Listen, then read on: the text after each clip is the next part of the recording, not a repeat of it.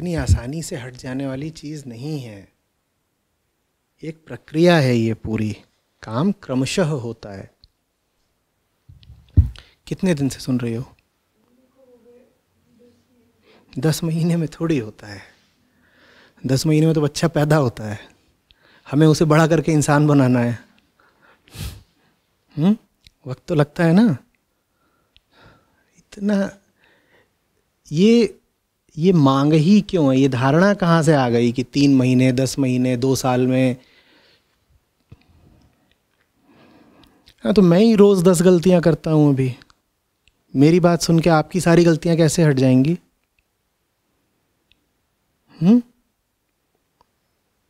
रोज़ 10 खोट अपनी दिखाई देती है, और ऐसा नहीं कि अगले दिन हट जाती है, वो लौट के आती है। बड़ी जद्दोजहद रहती है थोड़ी थोड़ी प्रगति करने में।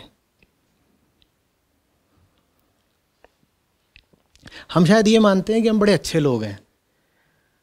हमको कुछ ऐसी सी धारणा है कि मुक्ति पे और आनंद पे तो हमारा हक होना चाहिए। तो हमें बड़ी तकलीफ होती है जब हमको दिखाई देता है कि साहब मुक्ति हो नहीं रहा, या कि 10 महीने कोशिश कर ली और तरक्की नहीं हो रही, आंतरिक प्रगति नहीं हो रही। ये हमको क्यों लगता है? क्योंकि हमें लगता है हो ही जानी चाहिए थी अब तक। जैसे कोई कैंसर का मरीज हो, आज उसकी दवाई शुरू हुई हो और अगले हफ्ते आकर कहे अब बचा तो नहीं कैंसर। वो ये समझ ही नहीं पा रहा कि उसकी बीमारी कितनी गहरी है। हमें एकदम नहीं पता कि हम कौन हैं। साहब ऐसे ही नहीं संतों ने बार बार रो रो के मांगा है ना कि मुझे जन्म मरण के चक्र से, मृत्यु के चक्र से मुक्ति दे दो, मैं नहीं दोबारा जन्म लेना चाहता। क्यों मांगा उन्होंने ऐसा? क्यों कृष्ण बार बार गीता में कहते हैं कि जो मुझे समझ गया या जो भक्त मेरे परायण हो गया वो दोबारा लौट कर नहीं आता? इसका क्या मतलब है? अगर लौट के आना माने जन्म लेना बड़ी खूबसूरत बात होती, बड़े पुण्य की बात होती, बड़े आनंद की बात होती, तो सब संत यही इच्छा क्यों कहते कि हमें नहीं पैदा होना? बोलिए। जरूर पैदा होने में ही कोई जबरदस्त गड़बड़ बात है। जो पैदा हो गया उसके साथ बड़ा अनर्थ हो गया। आपने कोई तीर नहीं मार दिया है दुनिया में आके, आपको तीर मार दिया गया है दुनिया में लाके। लेकिन हमारी पूरी संस्कृति ऐसी है ना कि वो जन्म को बहुत बड़ी बात समझती है। रिश्तेदारों से लेकर हिजड़े तक सब प्रसन्न हो जाते हैं जहां कोई पैदा हुआ, और दोनों की खुशी बिल्कुल एक सी होती है। हम जन्म को बहुत बड़ी बात मानते हैं, मृत्यु को इसीलिए बहुत शोचनीय बात मानते हैं। तो जब बच्चे के जन्म को हम बहुत अच्छी शुभ घटना मानते हैं, तो फिर अपने जीवन में भी हमें यही लगता है कि भाई हम कुछ होंगे। जब मेरे जन्म पर इतनी बधाइयाँ बजी थीं, हाँ, तो फिर मेरा जीवन मतलब गड़बड़ कैसे हो सकता है? जन्म लेना ही एक गड़बड़ घटना है। मुक्ति का और क्या अर्थ होता है? नहीं समझ में आ रही बात। ये क्या है 84 लाख योनियों का फेर? ये सब क्यों बताया गया है कि इससे मुक्त हो जाओ, आवागमन के चक्र से मुक्त हो जाओ? क्योंकि जन्म लेना या जन्म देना ये दोनों ही कोई शुभ बातें नहीं हैं। बीमारी एक पैदा होती है बच्चे के रूप में। जानने वाले इसको ऐसे कहते हैं कि अतृप्त वासनाएं शरीर लेकर पैदा हो जाती हैं। अतृप्त वासना समझ रहे हो? सोचो उसका चेहरा कैसा होगा। अतृप्त वासना, उसका कैसा होगा चेहरा? करो कल्पना, कैसा होगा? अब वो बच्चे की शक्ल लेकर पैदा हो जाती है। वो फिर चिल्ला रही है, हाथ पांव मार रही है जैसे बच्चा करता है। टट्टी पेशाब, ये वो, चीखना चिल्लाना, सब दुनिया भर का दलिद्दर।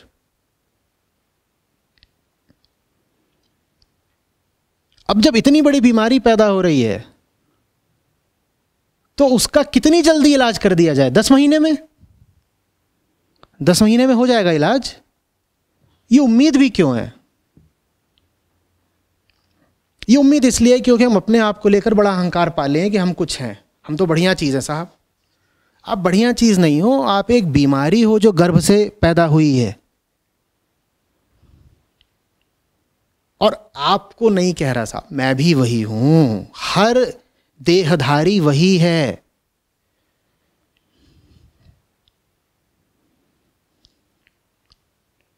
समझ में आ रही है बात? तो सबसे पहले तो अपनी स्थिति का सही मूल्यांकन करिए। इसीलिए बार बार जानने वाले आपको बोलते रहे कि शरीर का इतना घमंड मत करो, ये शरीर तुम्हारी कोई संपदा नहीं है, ये शरीर तुम्हारा कारागार है, तुम कैद हो इसमें। तुम क्या इतरा रहे हो कि मैं इतना सुंदर हूं, हाय मैं करूं क्या?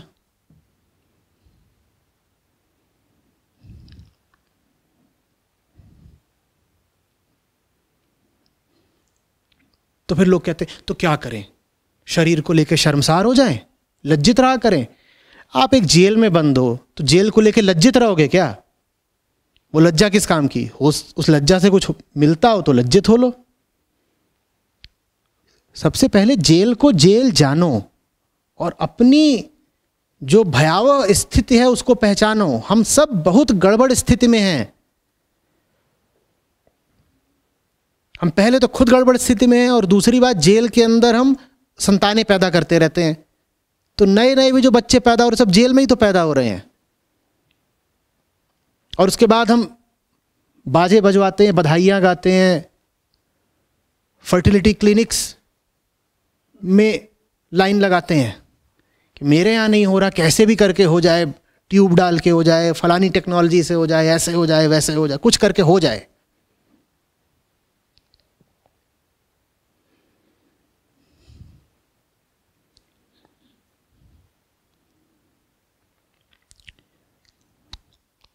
ये मृत्यु लोक है,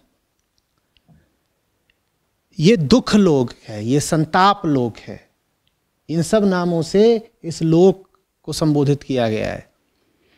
यहां आपको अगर थोड़ी भी राहत मिल रही है तो उसी को वरदान जानिए। बहुत ज्यादा की उम्मीद करना आपको शोभा नहीं देता।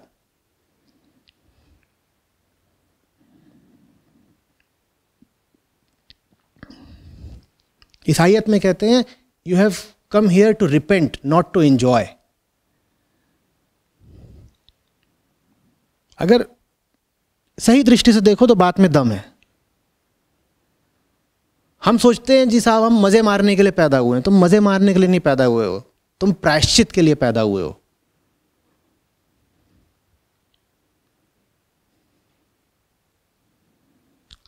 प्रायश्चित नहीं भी बोलो उसको तो कह दो अपनी बेड़ियां काटने के लिए पैदा हुए हैं। लेकिन एक बात पक्की है, तुम जॉय के लिए तो नहीं पैदा हुए हो। जेल के अंदर पैदा हो रहे हो, वहां जॉय कैसा? और वहां अगर जॉय है भी तो एक ही जॉय हो सकता है, क्या? बेड़िया काटने का जॉय। आनंद अगर आपको चाहिए भी तो वो बेड़िया बजाने में और खनखनाने में और बेड़िया लेके नाचने में मिल जाएगा क्या? और बहुत लोगों का यही कहना है कि नाचो बेड़ियों के साथ। क्या बेवकूफी है। आनंद है भी तो किसमें है? बेड़िया काटने में है। बेड़िया बजा बजा के नाचने में आनंद है क्या? कि बेड़ियों के साथ नाच रहे हैं और कह रहे हैं हम तो नाच रहे हैं। यही तो अध्यात्म है, नाचो।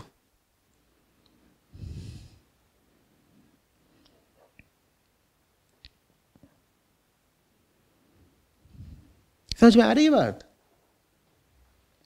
अब क्या हो रहा है? थोड़ा और आगे जाऊं इसमें या रुक जाऊं? हो ये रहा है ना कि ये जो पूंजीवादी और उपभोगवादी पूरी अर्थव्यवस्था और संस्कृति है वो हमें बार बार ये जताती है कि हम बड़े लोग हैं। अध्यात्म आपको बार बार बताता है कि आपकी हालत खराब है और आप बहुत क्षुद्र स्थिति में अपने आप को फंसाए हुए हो। लेकिन ये जो पूरी व्यवस्था है वो आपको बताती है कि आप साहब कुछ हो, आप कुछ हो और आपके चुनाव में दम है, उसका पालन किया जाएगा। उदाहरण के लिए आप कुछ भी हो, मैं जिस जगह से बोल रहा हूं वहां से देखना, वरना जो मैं बोल रहा हूं उसके खिलाफ कितने भी आप कुतर्क कर सकते हो। जहां से बोल रहा हूं समझो। आप कुछ भी हो, आप एक स्टोर में जाते हो तो आपको क्या बोल के संबोधित किया जाता है? Sir, ma'am. और आप जो भी चीज़ बोलते हो कि मुझे ये चाहिए, वो आपको परोस दी जाती है अगर उपलब्ध है। वहां आपको संदेश क्या दिया जा रहा है? समझो संदेश क्या दिया जा रहा है। You are somebody and your wishes deserve to be honoured. तो ये लेके हमको ऐसा लगने लग जाता है कि हम कुछ हैं और हमें सब चीज़ें आसानी से मिल जानी चाहिए। आप अमेजन पे ऑर्डर करते हो, अमेजन कभी ये बोलता है how dare you order this for yourself being what you are? कभी लिख के आता है स्क्रीन पे कि you idiot, is this what you must order? कभी आता है? तो उन सब चीजों के कारण हमें ये भावना बैठ गई है कि हम कुछ हैं और हमारी चॉइस को रिस्पेक्ट मिलनी चाहिए। आप कुछ नहीं हो, आप बहुत गड़बड़ हो और आपकी चॉइस भी उतनी ही गड़बड़ है। लेकिन ये बात मानने में चोट भी लगती है, डर भी है, खतरा भी है और आगे फिर मेहनत भी करनी पड़ेगी। तो हम ये काहे को माने? उससे अच्छा तो ये है कि ऐसे बोलो कि you know I would prefer that with a little bit extra चीज।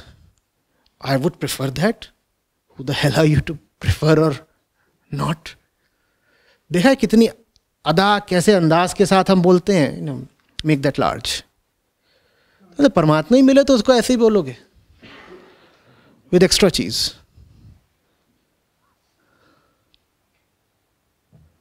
तो बड़ा एक हम में गुरूर, एक रुआब भर जाता है कि हम जिंदगी से भी बोलना शुरू कर देते हैं ना विद एक्स्ट्रा चीज।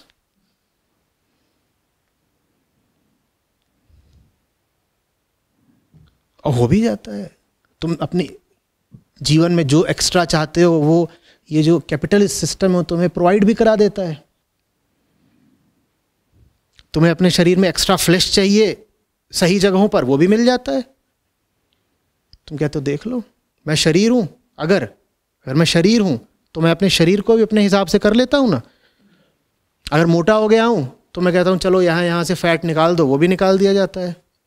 और अगर मुझे अपने शरीर को और ज़्यादा कामुक और सेक्सी बनाना है तो मैं बोल देता हूं कि ऐसी ऐसी जगहों पे मांस चढ़ा दो, वहां चढ़ा भी दिया जाता है। मैं जो चाहता हूं हो जाता है। तो ज़रूर मैं कुछ हूं, आई एम समबडी।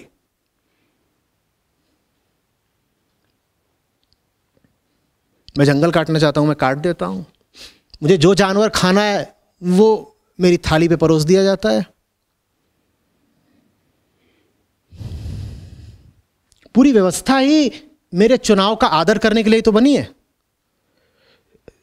जनतंत्र भी तो यही है। फर्क नहीं पड़ता आप लुच्चे, लफंगे, गंवार, कमीने क्या हैं, आप वोट डालिए ना, आपके वोट का सम्मान किया जाएगा। या वोटिंग मशीन ईवीएम पहले पूछती है कि भाई तुम आदमी कैसे हो? तुम बिल्कुल ही सबसे गिरे हुए आदमी हो सकते हो तो भी तुम्हें हक है वोट डालने का। और जो सबसे ऊंचा आदमी है उसके वोट की कीमत भी तुम्हारे वोट से ज्यादा नहीं होगी। इस चीज ने हमारे भीतर एक गुरूर भर दिया है कि साहब हम किसी से कम नहीं। बुद्ध भी आ जाए तो उनके वोट की वही कीमत है जो हमारे वोट की है। हम बड़े तन्नाए हुए रहते हैं अपने भीतर भीतर, हम कुछ हैं।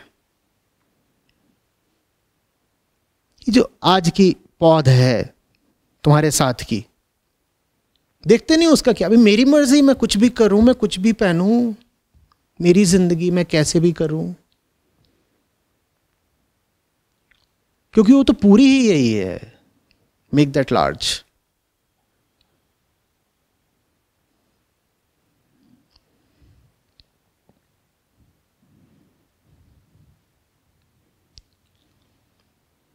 जो तुम्हें चाहिए वो मिल जाता है। तुमसे सवाल नहीं हल होते तो सीबीएसई पेपर आसान कर देती है। तो गजब है।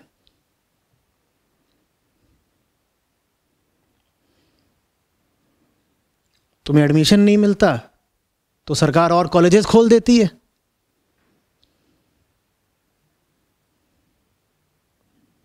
मैं इनके खिलाफ नहीं हूँ, तर्क मत करने लग जाना कि इतने अप्लाई करते हैं, इतनों को मिलता है, बाबा जी तुम्हारे ज़माने में ये रेशियो था सिलेक्शन का, तो अब सीटें तो बढ़ानी पड़ेंगी ना। मैं कुछ और बोल रहा हूँ, बात को समझो। अरे किसका है यहाँ फ़ोन आया जा रहा है, देखो कौन पगलाया है।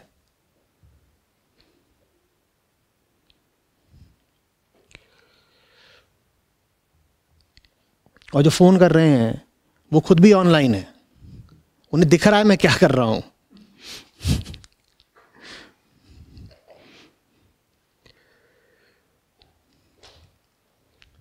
पर वही है ना, मेरा फ़ोन है, मेरा फ़ोन है, मैं किसी को ही मिला सकता हूँ।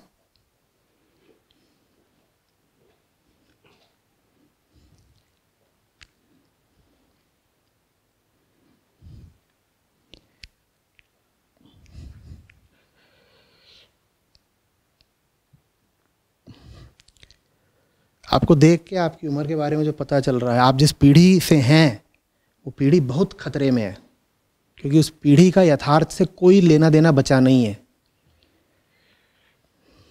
बहुत खतरे में। खतरे में ऐसे नहीं है कि न्यूक्लियर बॉम्ब गिर जाएगा आपके ऊपर, खतरे में ऐसे है कि तुम्हारे भीतर ज़बरदस्त खोखलापन है। तुम जानते कुछ नहीं पर अपने आप को समझते बहुत कुछ हो, और ये बात बहुत खतरनाक है। फिर उसी के नतीजे में हज़ार तरह की मानसिक बीमारियां पैदा होती हैं। और अपनी तो मानसिक बीमारियां ठीक हैं, ये पीढ़ी, मुझे डर है कि कहीं पूरी पृथ्वी को ना खा जाए। अपना तो जो नुकसान कर रही है सो कर रही है, जानवरों की, पक्षियों की, पेड़ों की, पौधों की एक एक प्रजाति को ही खत्म ना कर दे। क्यों? मेरी मर्जी। हिंदी को तो इसने खत्म कर ही दिया। ये विनाश धर्मा पीढ़ी है।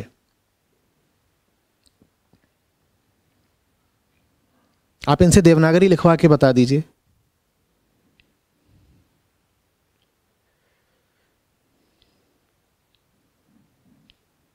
मैं पूरी कोशिश करता हूं कि कोई भी कठिन जटिल शब्द न बोलूं, इनको नहीं समझ में आता। ये बोलते हैं ये हिंदी में बोला करिए ना, इनको ये भाषा ही अपरिचित लगती है, इन्हें अपरिचित नहीं समझ में आया होगा।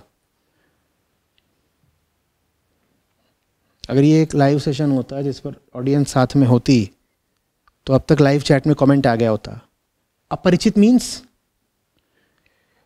और मीन्स की स्पेलिंग होती MINS।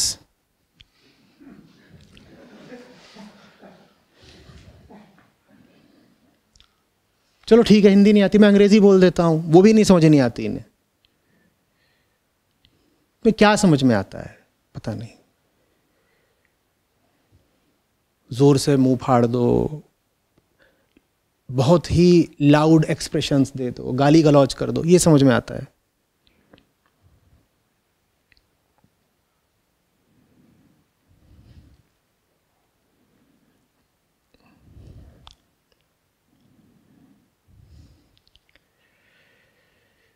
और ये मैं बात सिर्फ इस पीढ़ी के बारे में नहीं कह रहा हूं, क्योंकि अब परिपक्वता मैं देख रहा हूं पूरे समाज पर छाती जा रही है। इमैच्योर होना कूल बनता जा रहा है। जो जितना इमैच्योर है उतना कूल है, जितना बेवकूफ है वो उतना सेक्सी है।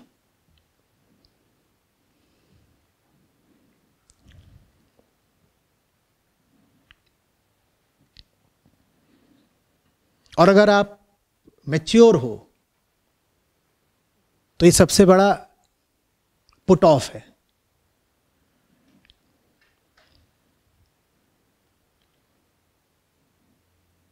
आपकी मानसिक उम्र अगर 6 साल की है तो एक जबरदस्त टर्न ऑन है।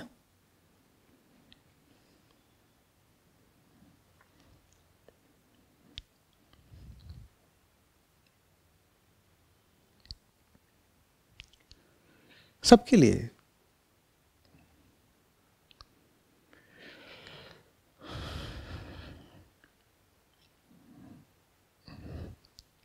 देखो, मान लो मेरी बात गलत भी लग रही हो तो भी ऐसे सोचो, अगर मेरी बात 1% भी सही है तो उसको मानने में कोई बुराई तो है नहीं।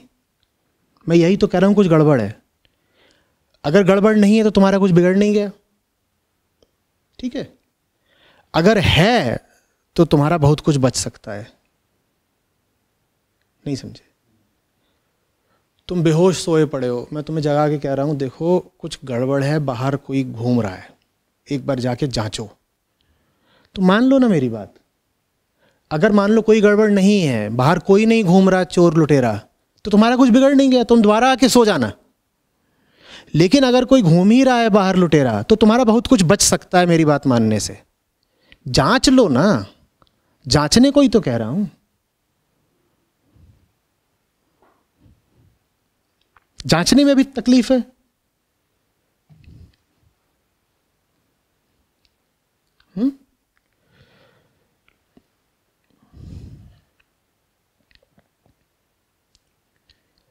हर चीज इंस्टेंट नहीं होती, कोई भी ऊंची चीज इंस्टेंट नहीं हो सकती। हमें सब कुछ तत्काल चाहिए। अब वजह भी इसीलिए पुरानी कहानियां रची गई थी ना, कि फलाने ऋषि ने गंगा किनारे एक पांव पर खड़े होकर के 17,000 साल तक तपस्या करी। तब महादेव प्रसन्न हुए, प्रकट हुए और कहा बताओ क्या चाहिए। अब नहीं 17,000 साल तपस्या करी थी, लेकिन कहानी का मर्म समझो, क्या बात समझाई जा रही है। समय लगता है और कठिन यात्रा से गुजरना पड़ता है, यह बात समझाई जा रही है। और सही जगह पर जाकर तपस्या करनी होती है, सही चुनाव करने होते हैं। उसको हमने बिल्कुल शाब्दिक तौर पर ले लिया कि अच्छा 17,000 साल माने 17,000 साल, और इससे यह सिद्ध होता है कि हमारे ऋषि मुनि 17,000 साल जिया करते थे। वो सब प्रतीक हैं और बहुत बहुमूल्य प्रतीक हैं। उनका मतलब समझो, जल्दी नहीं हो जाएगा, इंस्टेंट लिबरेशन कुछ नहीं होता।